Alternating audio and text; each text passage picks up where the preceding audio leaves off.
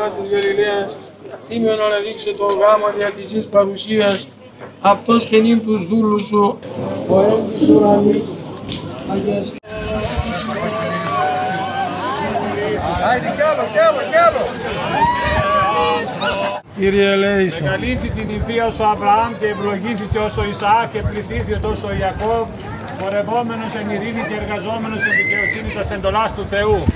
Και εσύ νύμφη μεγαλύθηκε ως η Σάρα και εφράχθηκε ως η Ρεβέκα και πληθύθηκε ως η Ραχήλ.